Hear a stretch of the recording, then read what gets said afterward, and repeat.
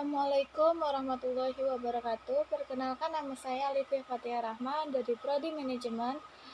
Dosen pengampu Bapak Aiden Sudarman dengan materi Pendidikan Agama Islam.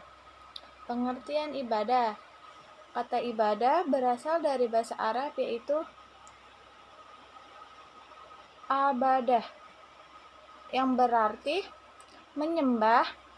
Menurut bahasa ibadah adalah merendahkan diri, tunduk, dan patuh terhadap aturan agama.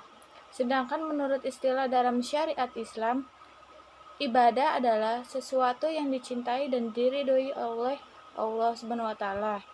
Dasar-dasar ibadah. Dasar ibadah harus dibangun atas 3 dasar. Cinta kepada Allah dan Rasul-Nya dengan mendahulukan kehendak, perintah, dan menjauhi larangannya. Rasulullah SAW bersabda, ada 3 hal yang apabila terdapat dalam seseorang niscaya ia akan mendapatkan manisnya iman, yaitu bahwa Allah dan Rasulnya lebih ia cintai daripada orang lain, bahwa ia tidak mencintai seseorang melainkan semata karena Allah, dan bahwa ia membenci kembali kepada kekufuran setelah Allah menyelamatkannya, sebagaimana ia membenci untuk dilemparkan ke dalam neraka. Hadis riwayat Bukhari dan Muslim dari Anas bin Malik. Di sini ada fungsi ibadah, ada 3 aspek fungsi ibadah dalam Islam. Yang pertama, mewujudkan hubungan antara hamba dengan Tuhannya. Orang yang beriman dirinya akan selalu merasa diawasi oleh Allah. Yang kedua, mendidik mental dan menjadikan manusia ingat akan kewajibannya dengan sikap ini. Setiap manusia tidak akan kewajibannya dengan sikap ini. Lupa bahwa dia adalah anggota masyarakat yang mempunyai hak dan kewajiban untuk menerima dan memberi nasihat. Melatih diri untuk berdisiplin adalah suatu kenyataan bahwa segala bentuk ibadah menuntut kita untuk berdisiplin. Ruang lingkup ibadah secara umum atau ghairu mahdah. Ibadah umum atau ghairu mahdah adalah segala amalan yang diizinkan oleh Allah, misalnya belajar, zikir, dakwah, tolong-menolong, dan lain sebagainya.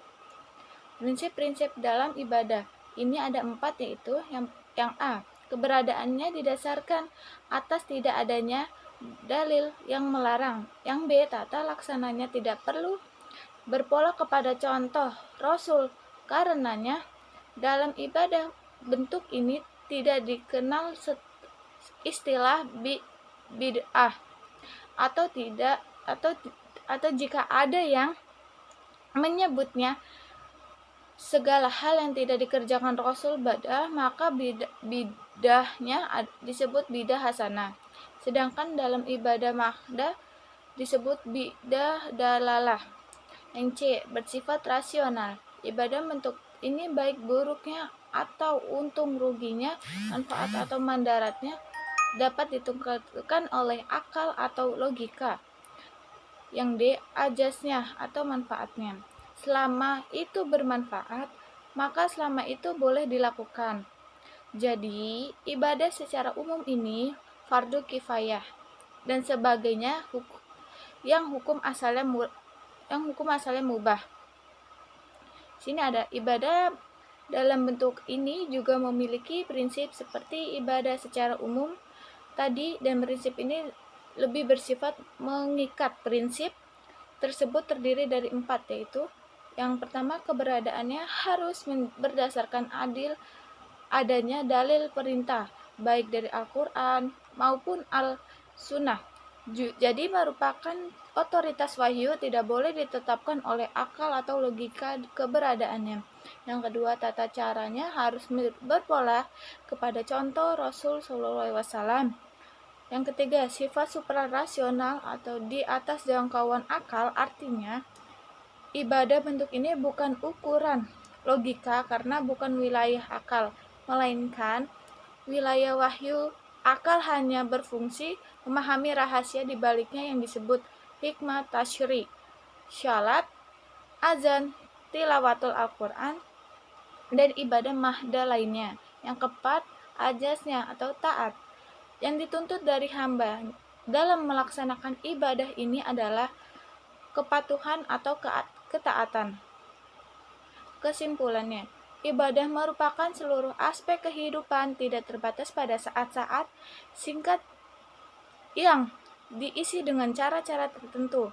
Suatu ibadah mempunyai nilai yaitu jalan hidup dan seluruh aspek kehidupan dan merupakan tingkah laku, tindakan-tindakan pikiran dan perasaan semata-mata untuk Allah yang dibangun dengan suatu sistem yang jelas, yang di dalamnya terlihat segalanya yang pantas dan tidak pantas terjadi. Manusia diciptakan Allah sekedar untuk hidup di dunia ini kemudian mati tanpa pertanggungjawaban, tetapi manusia diciptakan oleh Allah untuk beribadah karena Allah Maha mengetahui tentang kejadian manusia, maka agar manusia terjaga hidupnya, bertakwa, diberi kewajiban ibadahnya. Tegasnya, manusia diberi kewajiban ibadah agar manusia itu tercapai takwa. Hikmah dari ibadah adalah kita dapat meningkatkan ketakwaan kepada Allah SWT dan hidup berdasarkan apa yang Dia perintahkan. Sarannya, sebagai manusia hendaknya kita tidak melupakan hakikat dari penciptaan kita, yaitu untuk beribadah kepada Allah SWT sesuai dengan Al-Quran dan hadis, baik dalam ibadah mahdah khusus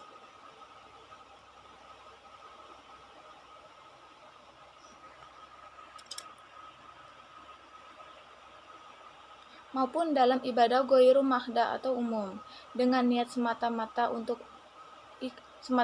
untuk ikhlas mencapai ridho Allah. Sekian dari saya, kurang lebih mohon maaf. Wassalamualaikum warahmatullahi wabarakatuh. Terima kasih.